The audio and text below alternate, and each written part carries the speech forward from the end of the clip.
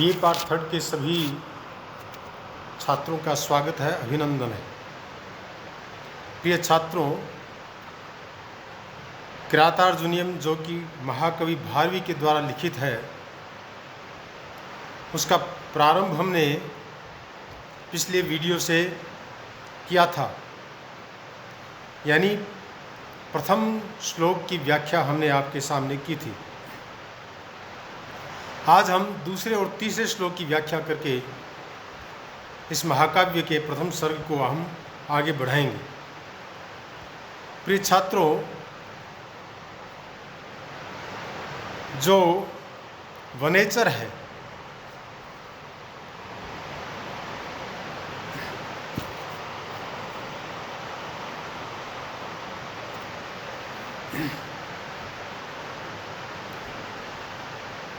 वह दुर्योधन के शासन की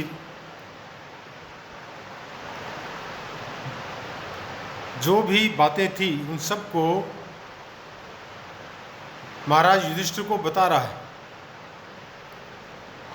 वह सबसे पहले युधिष्ठिर को इस बात के लिए तैयार कर रहा है कि मैं सच बोलूँगा, और सच बोलने पर जो अच्छे लोग होते हैं वो विचलित नहीं होते हैं। और भी कई बातें हैं जो सच बोलना जिसके कारण से आवश्यक होता है। वो कहता है, कृतः प्रणामस्य महीम महीभुजे जिताम सपत्नेन निवेदयिष्यतः न विव्यथे तस्य मनो न हि प्रियम प्रवक्तुमिच्छन्ति मिता मृषा हितैषिण। अर्थात कृत प्रणामस्य सपत्नेन जिताम महीम महीभुजे निवेदयिष्यतः तस्य मनः न विव्यथे हि हितैषिणः मृषा प्रियम प्रवक्तुं न इच्छन्ति।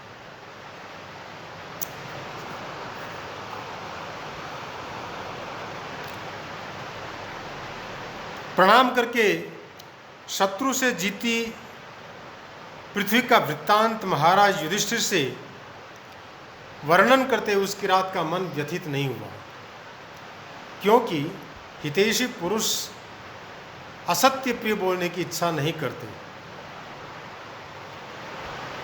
वनेचर ने महाराज युधिष्ठिर को प्रणाम करके दुर्योधन के प्रजा विषयक व्यवहार को ठीक ठीक बता दिया। कुछ नमक मिर्च लगाकर उसने अपने स्वामी को सुख देने वाली बातों को कहने की चेष्टा नहीं की।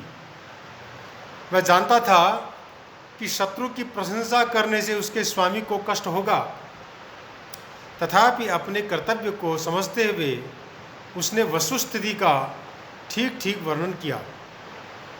वह वस्तुतः हितैषी है, अतः स्वामी को अंधकार में नहीं रखना चाहता, क्योंकि शत्रु के बल को जानकर महाराज युधिष्ठिर उसका यथोचित प्रतिकार करने में समर्थ हो सकते हैं। इसमें कुछ खास शब्द आए हैं, उन्हें भी हमें समझ लेना चाहिए। एक है कृत प्रणामस्य, अर्थात जिसने प्रणाम कर लिया है, नमस्कार कर लिया है। कृतः है प्रणाम है ये न स तस्य इति कृत प्रणामस्य, बहुव्रीहि समास है यहाँ पर। दूसरा शब्द है महीभुजे, यानी राजा को महीम भुनक्ति इति महीभुज, यानी पृथ्वी का उपभोग करने वाला, वह महीभुज कहलाता है। यहाँ पर वास्तव में मही उपपद पूर्वक भुज धातु को क्यों प्रत्ययकर्ता के अर्थ में हुआ है। तो महीभुज, महीम भुनक्ति इति महीभुज तस्मै महीभुजे, ये चतुर्थ्यंत रूप बन गया। क्रियार्थोपपदस्य च कर्मण स्थानेन सूत्र से यहाँ पर चतुर्थी विभक्ति का प्रयोग हुआ है। जब तुमुन प्रत्यय युक्त धातु का प्रयोग अव्यक्त रहे तो उसके कर्म में चतुर्थी प्रयुक्त होती है। जैसे फलेभ्यो याति कृष्णः, कृष्ण फल के लिए अर्थात फल लाने के लिए जाता है। यहाँ याति क्रिया के साथ में आहर्तुम के भाव के छिपे होने के कारण आहर्तुम के कर्म फल में चतुर्थी प्रयुक्त हुई है। वस्तुतः यहाँ मही भुजम बोधयतुम निवेदयिष्यता होना चाहिए था, किंतु बोधयतुम परोक्ष हो जाने से उसके कर्म मही भुज का प्रयोग चतुर्थी में हो गया है। भाष्य के अनुसार कर्मणा यम विप्रयित स संप्रदानम सूत्र से मही भुज में चतुर्थी प्रयुक्त हुई है। एक शब्द है सपत्नेन तृतीयांत है, अर्थात शत्रु के द्वारा, शत्रुना अर्थात दुर्योधनेन, सपत्नेन इति कथनेन सिद्ध्यति दुर्योधनेन इति, अर्थात दुर्योधन के द्वारा या शत्रु के द्वारा जिताम यानी जीती हुई, जी धातु से तय प्रत्यय कर दिया यहाँ पर कर्म कारक के अर्थ में, और स्त्रीलिंग की विवक्षा में यहाँ पर इसको टाप प्रत्यय की प्राप्ति हो गई। तो द्वितीय का एक वचन का रूप बन गया जिताम यानी जीती हुई को। निवेदयिष्यतः यह शब्द नि उपसर्ग पूर्वक विद धातु से, जो कि णिजंत है, लिट लकार के अर्थ में क्षत्रिय प्रत्यय करने पर ऐसा रूप बनता है, और षष्ठी का एक वचन का रूप ngस प्रत्यय लगाने पर बनता है निवेदयिष्यता। यह क्षत्रिय प्रत्यय लिट श्रद्धा सूत्र से हुआ है। तस्य वनेचरस्य मनः चेतः, ऐसा हमें यहाँ पर समझना चाहिए।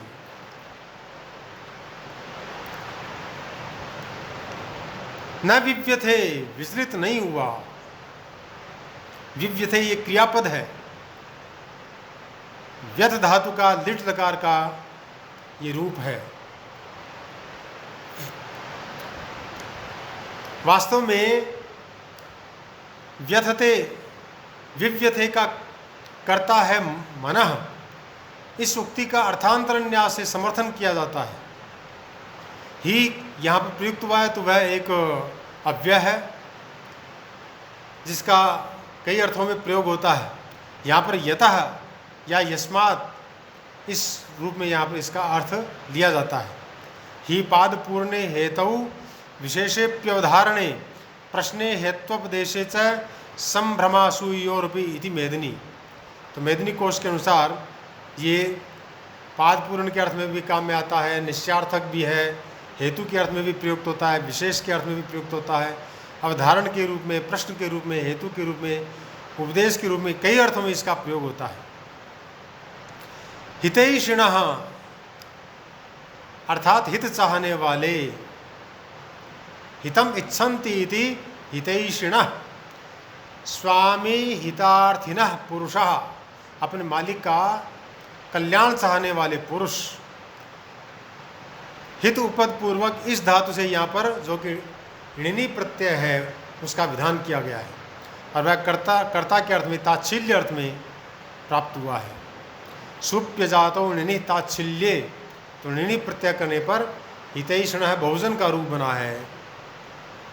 मृषा यानी मिथ्या या झूठ, मृषा मिथ्यात वितथे इत्यमरः, अमर कोश के अनुसार इसका अर्थ मृषा यानी झूठ, मिथ्या यानी झूठ, और वितथ का मतलब झूठ। प्रियम यानी मधुर, मधुरम यानी अच्छा मीठा, प्रवक्तुम कहने के लिए, यह पद जो है प्र उपसर्ग पूर्वक वच धातु से तुमुन प्रत्यय करने पर बनता है। न इच्छन्ति नहीं चाहते हैं, न अव्यय है, और इच्छन्ति क्रियापद है, इच्छ धातु का प्रथम पुरुष का बहुजन का रूप है, अर्थात नाभिलषन्ति, इच्छा नहीं करते हैं। नीति वाक्यामृत ग्रंथ में गुप्तचर के इन 4 गुणों का उल्लेख है। नंबर 1 अमूढ़ता, नंबर 2 अशैथिल्य, नंबर 3 सत्यभाषित्व, तथा नंबर 4 ठीक अनुमान करना। इस वनेचर में ये सभी गुण विद्यमान है, अतः कार्य विघात के भय से वह अप्रिय सत्य भी भेद अड़क कह रहा है। वनेचर का प्रिय न कहकर हित के लिए वास्तविक बात कहना, इस विशेष कथन का समस्त हितैषियों के सत्य कथन रूप सामान्य उक्ति से समर्थन किया गया है। अतः यहाँ पर अर्थांतरन्यास अलंकार हुआ है। उसका लक्षण साहित्य दर्पण में किया गया है। सामान्यम वा विशेषेण विशेषस्तेन वा यदि कार्यं च कार्यणेनेदं कार्येण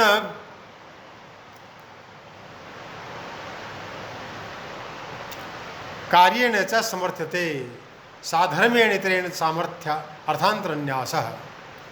तो यहाँ पर अर्थांतरन्यास अलंकार है, अर्थांतरन्यास का यहाँ पर प्रयोग किया गया है, ऐसा हमें समझना चाहिए। वंशस्थ छंद है ही, आपको पहले ही बताया, अब इस पूरे सर्ग के अंदर वंशस्थ छंद का ही उपयोग रहेगा। वदंति वंशस्थ विलम जतौ जरौ, जैसा कि कहा है। अब आगे जब युधिष्ठिर की आज्ञा उसको मिल गई कि ठीक है आप अपनी बात को कहिए, वहाँ पर आपने क्या देखा, क्या अनुभव किया, वह सही सही सत्य सत्य आप कह दीजिए, मैं एकदम तैयार हूँ उसको सुनने के लिए। वह कहता है द्विषाम विघाताय विधातमिच्छतो रहस्यनुज्ञा मधिगम्य भूभृतः स सौष्ठवोदार्य विशेषशालिनीं विनिश्चितार्थामिति वाचमाददे। स द्विषाम विघाताय विधातुम इच्छतः भूभृतः अनुज्ञाम अधिगम्य रहसि सौष्ठवोदार्य विशेषशालिनीं विनिश्चितार्थामिति वाचम आददे। अर्थात शत्रुओं के विनाश के लिए प्रयत्न करने के इच्छुक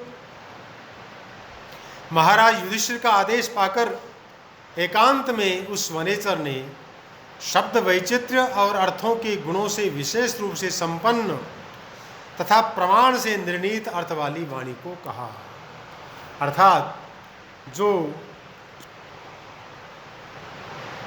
वनेचर है वह अब युधिष्ठिर को अपनी बात कह रहा है। दुर्योधन राज्य संबंधी वृत्तांत सुनने के लिए महाराज युधिष्ठिर अत्यंत उत्सुक थे। वे अपने शत्रुओं का मूलोच्छेद करना चाहते थे, परंतु वह उपाय वनेचर द्वारा सूचना मिलने पर निर्भर था। उसकी वाणी शब्दार्थ चमत्कार से युक्त थी। यहाँ सौष्ठव का अर्थ शब्द सौष्ठव और औदार्य का तात्पर्य अर्थ की शोभा है। अर्थ पूरा पूरा होने के साथ ही उसमें प्रभावोत्पादकता भी है, क्योंकि शब्द वैचित्र्य के कारण उसमें वैसे शब्द प्रयुक्त हुए हैं। इस प्रकार से जो युधिष्ठिर है उसके पास में आकर के और वनेचर जो है वह अपनी बात कहने के लिए उद्यत होता है, क्योंकि उसको महाराज युधिष्ठिर की आज्ञा मिल गई है। इस श्लोक के अंदर कुछ शब्दों का प्रयोग हुआ है। द्विषाम यानी शत्रुओं के, द्विषन्ति इति द्विषः, तेषाम इति द्विषाम, ये षष्ठी का बहुवचन का रूप है। विघाताय यानी विनाश के लिए, ये चतुर्थी का एक वचन का रूप है। इसका अर्थ है विहंतुम इति विघातः, विउपसर्ग पूर्वक हन धातु से यहाँ पर घय प्रत्यय का प्रयोग किया गया है, तो विघात शब्द बना है। विधातुम यानी करने को, ये वि उपसर्ग पूर्वक धा धातु से तुम प्रत्यय करने पर बनता है। इच्छतः इच्छुक, यहाँ पर इस धातु से शत्र्यंत जो है शत्रु प्रत्यय कर दिया है, उसका षष्ठी का एक वचन का रूप बनता है इच्छतः। भूभृतः यानी राजा की, भुवम बिभर्ति इति भूभृत तस्य इति भूभृतः, से षष्ठी के द्वारा षष्ठी विभक्ति का यहाँ पर प्रयोग किया गया है। अनुज्ञाम यानी आज्ञा को, अनु उपसर्ग पूर्वक ज्ञा धातु से यहाँ पर अंग भाव के अर्थ में हुआ है,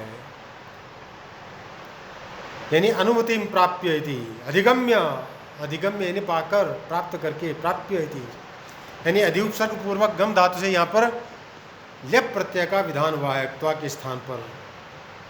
रहस्य यानी एकांत में, कोई भी गुप्तचर अपनी बात कहता है तो वह एकांत में कहता है। एकांत राजाओं का बहुत आवश्यक गुण होता था।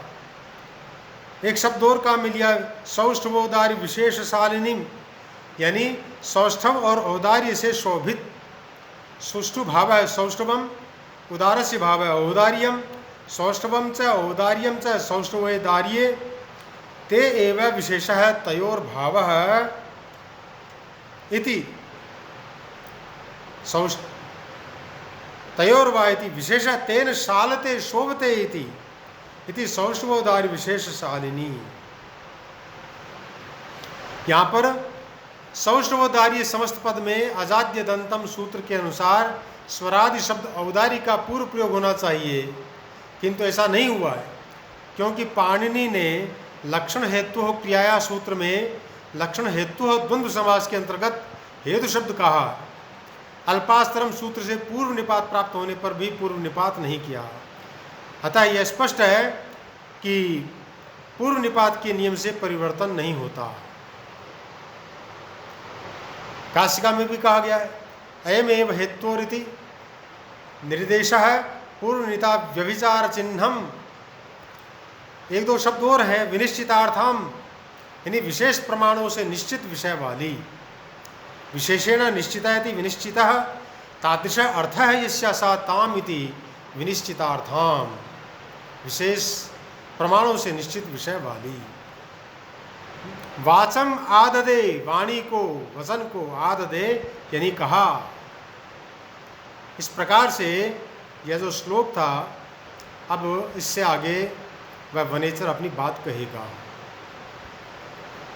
तो यहाँ अनुप्रास अलंकार भी है। अनुप्रास अलंकार की छटा यहाँ पर बन पड़ी है। बाकी छंद जो कि पूर्व में हमने बताया तदनुसार यहाँ पर भी वंशस्थ है। वदंति वंशस्थ विलम जतौ ज। तो आज हम इस श्लोक के साथ ही अपनी बात को पूरा करते हैं। जयतु संस्कृतम, जयतु भारतम।